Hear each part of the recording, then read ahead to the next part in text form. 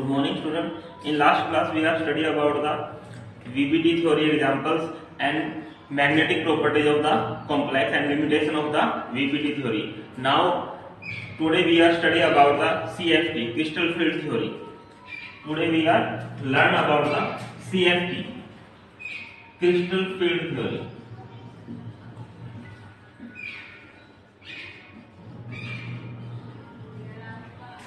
Crystal field theory, CFT. Simple सी theory है CFT. This theory is given by Bethe.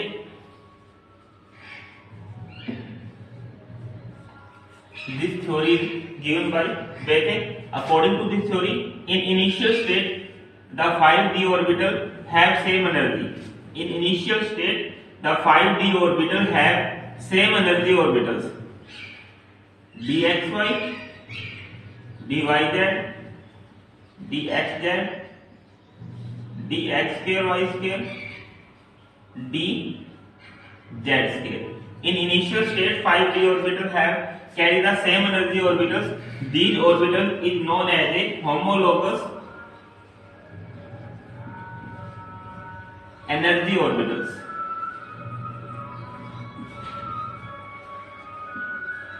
Homologous energy orbitals. When ligand are attached to the metal, then the energy of the orbital is different. When ligand are attached to the metal atom, then the energy of metal or orbital is different. Then they splitting. When ligand are attached to the metal, then the energy of orbital is the different. Then they splitting.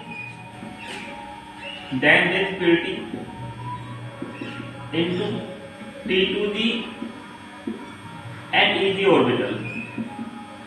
T to the and EG orbitals. T to the orbital जो होते हैं वो 3 type के होते हैं अपने पास dxy, dyz, dxz. और जो EG ऑर्बिटल होते हैं वो 2 टाइप के होते हैं dx square y square और dz square. In initial or starting stage, the 5d orbital have same energy orbitals. These energy orbital is known as a homologous energy orbital. When ligand are attached to the metal atom, then the energy of orbital is different. Then they splitting into T to the and EG orbitals. Then they splitting into T to the and EG orbitals.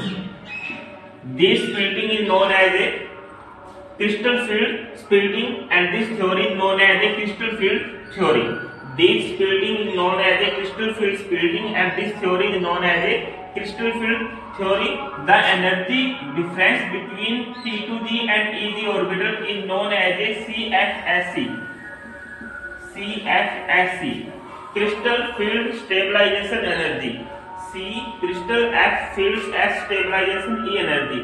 The energy between T to the and EG orbital is known as a crystal field stabilization energy. In this theory is given by Bethe. According to this theory, the 5d orbital have same energy orbitals. These orbitals is known as a homologous orbitals. When the ligand are attached to the metal atom, then the energy of 5d orbital is different. Then they splitting into T to the and EG orbitals. The energy then splitting into T to the and EG orbital. This splitting is known as a crystal field splitting, and this theory is known as a crystal field theory. The energy difference between T to the and EG orbital is known as a CFSC, crystal field stabilization energy. अब जो T to G orbital है उसमें 3 type आते हैं, dxy, dyz और dxz. और जो EG orbital होते हैं वो अपने पास 2 होते हैं, dx square y square और dz square. तो स्टार्ट में जो होता है इनकी एनर्जी सेम होती है. 5d ऑर्बिटल जो है इनकी एनर्जी सेम है, इसको अपने होमोलोगस एनर्जी ऑर्बिटल बोलते हैं. जैसे ही इसकी तरफ लिगैंड अटैक करता है, लिगैंड जो है वो हमेशा कॉर्नर से अटैक करता है. तो जैसे ही लिगैंड इनकी तरफ अटैक करेगा तो इनकी जो लिगैंड के इलेक्ट्रॉन और जो d के इलेक्ट्रॉन होते हैं, d ऑर्बिटल के इलेक्ट्रॉन और लिगैंड के जो इलेक्ट्रॉन होते हैं उनके बीच रिपल्सन होता है. उस रिपल्सन की वजह से क्या होता है, इनकी एनर्जी जो होती है वो डिफरेंट हो जाती है. डिफरेंट होने की वजह से इनका स्प्लिटिंग हो जाता है T to G और EG ऑर्बिटल्स में. अब जो T to G और EG ऑर्बिटल है ये ऑक्टाहेड्रल और जो अपने पास स्क्वायर प्लेनर कॉम्प्लेक्स या टेट्राहेड्रल कॉम्प्लेक्स है उनके लिए डिफरेंट होता है। तो स्प्लिटिंग जो होती है T2G और EG ऑर्बिटल में हो जाती है, इसी को अपने क्रिस्टल फील्ड स्प्लिटिंग बोलते हैं। और जो ये थ्योरी होती है उसको अपने क्या बोलते हैं, क्रिस्टल फील्ड थ्योरी कहते हैं। और जो एनर्जी डिफरेंस है, एनर्जी गैप होता है T2G और EG के बीच, उसको अपने क्या बोल देते हैं, CFSE, crystal field stabilization energy बोलते हैं। ठीक है, तो ये अपने पास CF की थ्योरी थी, क्रिस्टल फील्ड थ्योरी। अब इसके अकॉर्डिंग अपने को ऑक्टाहेड्रल कॉम्प्लेक्स और टेट्राहेड्रल कॉम्प्लेक्स की फॉर्मेशन करनी है। तो नेक्स्ट जो है हेडिंग है अपने पास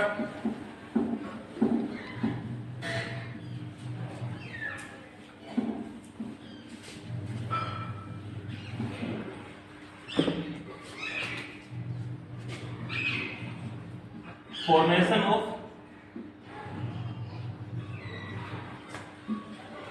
octahedral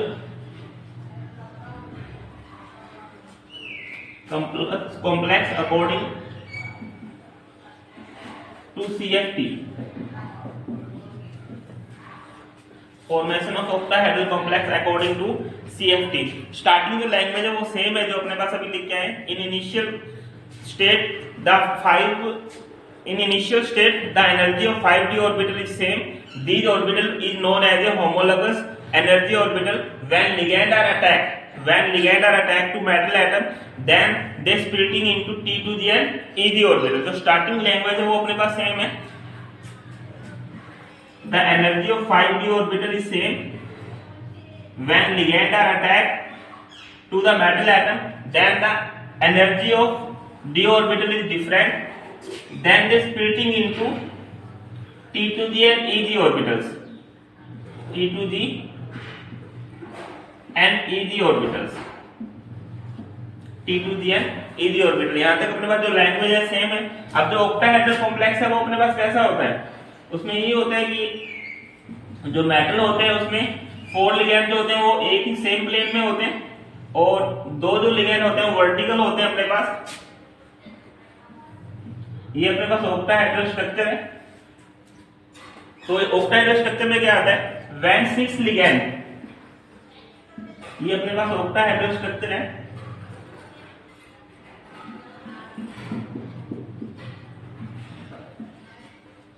Na3B3 when ligand are attacked 6 ligand, octahedral में कितने होते हैं, 6 होते हैं।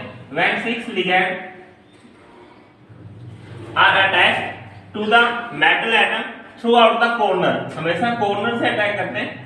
when 6 ligand are attacked to the metal atom throughout the corner, then ligand electrons and d orbital electrons, ligand electrons and d orbital electrons are repel each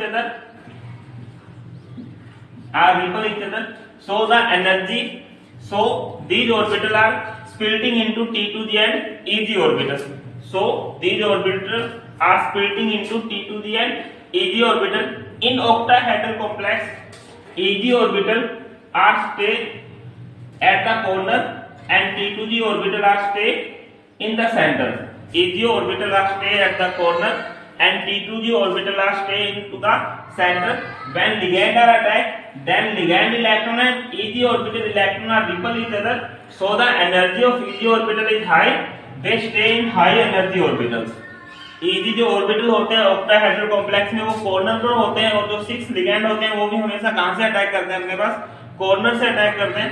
तो जो ligand के electron और EG ऑर्बिटल के electron इनमें repulsion ज्यादा होता है, इसका EG ऑर्बिटल की जो एनर्जी होती है वो हाई हो जाती है, और ये हाई एनर्जी ऑर्बिटल होते हैं अपने पास EG।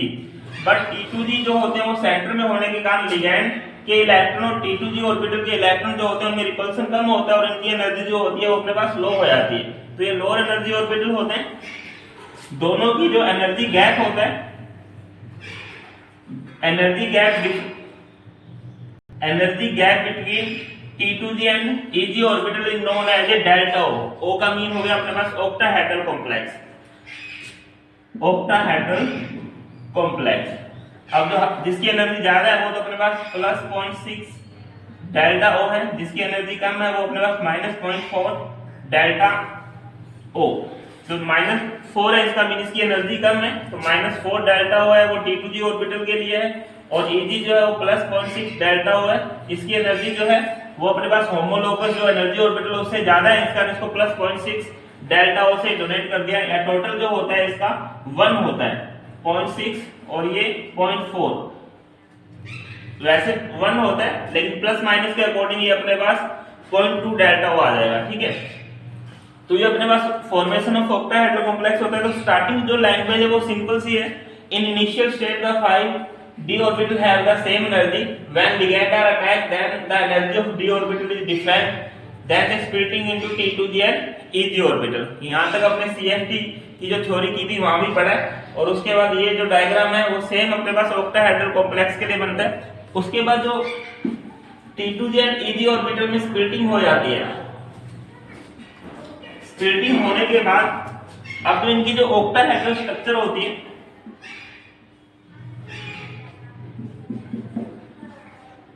ये अपने पास ऑक्टाहेड्रल स्ट्रक्चर है, splitting into T2g and Eg orbital। In octahedral structure the Eg orbital is stay at the corner and T2g orbital are stay in the center, and six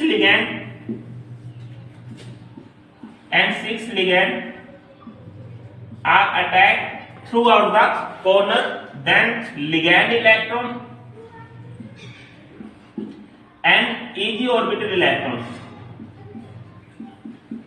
ligand electron and Eg orbital electrons are repel each other, so they stay in the higher energy orbital। अपने ऊपर की तरफ रखते हैं यहाँ Eg orbital, so they stay at the higher energy orbital, but the T2g orbital are stay into the center, so the T2g orbital electron and ligand electron are less repel than the Eg orbital, so they stay at the low energy level। यहाँ अपने पास T2g orbital बनाने 3 type होते हैं T2g के, stay at less या low energy orbitals. The energy gap लिख रहे हैं अपने वहां बोल रहे थे CFSC crystal field stabilization energy, ये अपने ऑक्टाहेड्रल कॉम्प्लेक्स के लिए, तो उसको अपने कैसे रिप्रेजेंट कर देते हैं, डेल्टा ओ से रिप्रेजेंट कर देते हैं, ठीक है। तो ये अपने पास ऑक्टाहेड्रल कॉम्प्लेक्स था।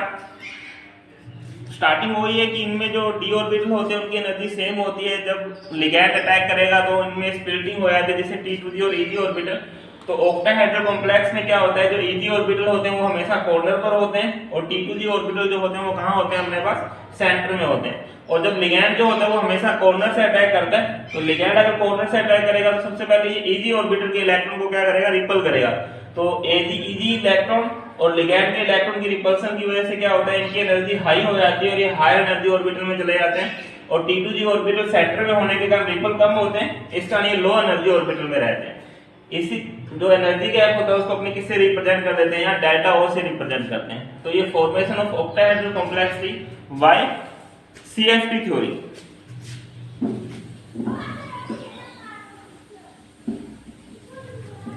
नेक्स्ट है अपने पास फॉर्मेशन ऑफ टेट्राहेड्रल कॉम्प्लेक्स। इसका जस्ट एंटी जो ऑक्टाहेड्रल लिखा है उसका जस्ट एंटी जो होगा वो अपने पास कौन सा हो जाएगा, टेट्राहेड्रल।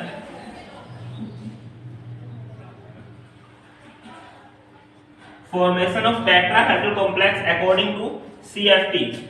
स्टार्टिंग वही है कि इनिशियल स्टेट में पांचों डी ऑर्बिटल की एनर्जी सेम होती है, जब लिगैंड अटैक करता है तो उनमें स्प्लिटिंग हो जाती है, या जो उनकी एनर्जी जो होती है वो डिफरेंट हो जाती है, जिससे उनमें स्प्लिटिंग हो जाती है। अब क्या होता है, जो टेट्राहेड्रल कॉम्प्लेक्स होते हैं वो अपने पास उनकी जो शेप होती है वो ये होती है,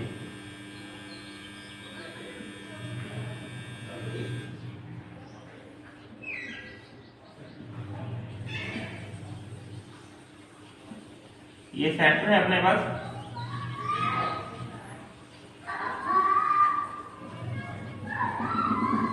ये जो मैंने राउंड लगाया है स्फेरिकल शेप है, ये इसके कॉर्नर है, और जो ये डॉटेड लाइन रिप्रेजेंट कर रही है ये अपने को स्केल इसकी टेट्राहेड्रल कॉम्प्लेक्स के लिए बता रहा है, ये अपने पास सेंटर पॉइंट है इसका। तो ये जो स्ट्रक्चर होती है वो टेट्राहेड्रल स्ट्रक्चर होती है, टेट्राहेड्रल स्ट्रक्चर। तो उसका जस्ट एंटी यहाँ होता है, तो 5d ऑर्बिटल में स्प्लिटिंग होती है, तो उसमें T2g और Eg ऑर्बिटल में डिफरेंस आ जाता है, T2g और Eg ऑर्बिटल में स्प्लिटिंग हो जाते हैं। In tetrahedral complex T2g orbitals are stay at the corner and Eg orbital are stay into the centre and 4 ligand, tetrahedral में 4 लिगैंड होते हैं, and 4 ligand are attacked throughout the corners, then ligand's electron and T2g orbital electron are repel each other. So the energy of T2g orbital is high. They stay at the higher energy orbital, but the EG orbital are stay at the corner. So ligand are less repel than EG orbitals. So ligand electron and EG orbital electron are less repel, so they stay at the low energy orbitals. तो tetrahedral में जो T2g orbital होते हैं उनकी energy high हो जाती है, और जो EG ऑर्बिटल होते हैं वो नीचे की तरफ आ जाते हैं, इनकी एनर्जी लो हो जाती है. The energy gap between EG orbital and T2g orbital is represented by delta T. ये अपने पास होमोलोगस एनर्जी ऑर्बिटल है 5d ऑर्बिटल, जिसकी एनर्जी ज्यादा T2g के लिए हमेशा 0.4 होती है, तो प्लस 0.4 आ जाएगा, वहां -4 था अपने पास, और यहाँ -0.6 डेल्टा T. ये अपने पास एनर्जी गैप आ जाएगा डेल्टा T. तो सिंपल सी थ्योरी थी CFT अपने पास. CFT ने ये बोला था कि अगर आपके पास स्प्लिटिंग होती है, और स्प्लिटिंग क्यों होती है, जब लिगैंड अटैक करते हैं तो जो D में इलेक्ट्रॉन होते हैं, D ऑर्बिटल के इलेक्ट्रॉन, और जो लिगैंड के इलेक्ट्रॉन होते हैं उनमें रिपल्सन होता है. रिपल्सन की वजह क्या होता है, उनकी स्प्लिटिंग हो जाती है. स्प्लिटिंग होने से उनमें एनर्जी गैप आ जाएगा. एनर्जी गैप होते ही वो T2g और EG ऑर्बिटल में डिवाइड हो जाते हैं. T2g और EG अपने पहले बोल चुके हैं. जो T2g होते हैं वो 3 टाइप के होते हैं, dxy, dyz और dxz, और जो EG ऑर्बिटल होते हैं वो 2 टाइप के होते हैं, dx2, y2 और dz2. अब ऑक्टाहेड्रल और जो टेट्राहेड्रल स्ट्रक्चर है उनमें सिर्फ डिफरेंस इतना ही होता है कि स्प्लिटिंग तो होती है जिससे T2g और EG ऑर्बिटल हो जाते हैं, लेकिन ऑक्टाहेड्रल में क्या होता है, EG ऑर्बिटल जो होते हैं वो कॉर्नर पर होते हैं, और लिगैंड जो होता है वो हमेशा अटैक कॉर्नर से ही करता है.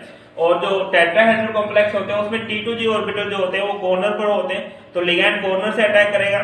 कॉर्नर से अटैक करते क्या होता है, तो जो लिगैंड के इलेक्ट्रॉन होते हैं और जो T2g या EG ऑर्बिटल के इलेक्ट्रॉन होते हैं वो अपने को क्या करते हैं, रिपल करते हैं. रिपल्सन की वजह से उनकी एनर्जी हाई हो जाती है और वो हायर एनर्जी ऑर्बिटल में चले जाते हैं. और जो सेंटर में होता है, सेंटर में होने के कारण जो रिपल्सन तो होगा या अटैक जो होता है वो कॉर्नर से होता है, तो सेंटर पर जो रिपल्सन होगा वो कम होगा. कम होने के कारण इनकी जो एनर्जी गैप होता है वो कम हो जाता है, और ये लो एनर्जी ऑर्बिटल में स्टे करते हैं. तो सिंपल सी थ्योरी है, और एक दूसरे के एंटी रहते हैं. और जो एनर्जी गैप होता है इसको अपने क्या बोलते हैं, CFSC बोलते हैं, क्रिस्टल फील्ड स्टेबलाइजेशन एनर्जी बोलते हैं. इस एनर्जी की वैल्यू से ही अपने क्या बोल देते हैं कि कॉम्प्लेक्स जो होगा वो कितना स्टेबल होगा. जितनी ज्यादा CFSC की एनर्जी होगी, क्रिस्टल फील्ड स्टेबलाइजेशन एनर्जी होगी, उतना ही ज्यादा क्या होगा, इनका स्टेबलाइजेशन होगा, उतना ही ज्यादा क्या होगा, जो कॉम्प्लेक्स बना अपने पास स्टेबल होगा. तो ये CFT थ्योरी से रिलेटेड था अपने पास. CFT पहले बोलते किसे, वो था अपने पास. उसके बाद CFT से अपने ऑक्टाहेड्रल और टेट्राहेड्रल कॉम्प्लेक्स की जो फॉर्मेशन है वो कैसे करते हैं. अब आगे जो है अपने पास CFSC कैलकुलेट करने हैं. एक तो अपने को क्रिस्टल फील्ड स्टेबलाइजेशन एनर्जी, उसके बाद फैक्टर अफेक्टिंग करने हैं, factor affecting of the coordination compound, एक कलर से रिलेटेड साइड टॉपिक है इसमें, और use of the coordination compounds. ये 3-4 टॉपिक हैं, वो अपने बाद में डिस्कस, नेक्स्ट क्लास में जो है वो डिस्कस करते हैं. Thank you.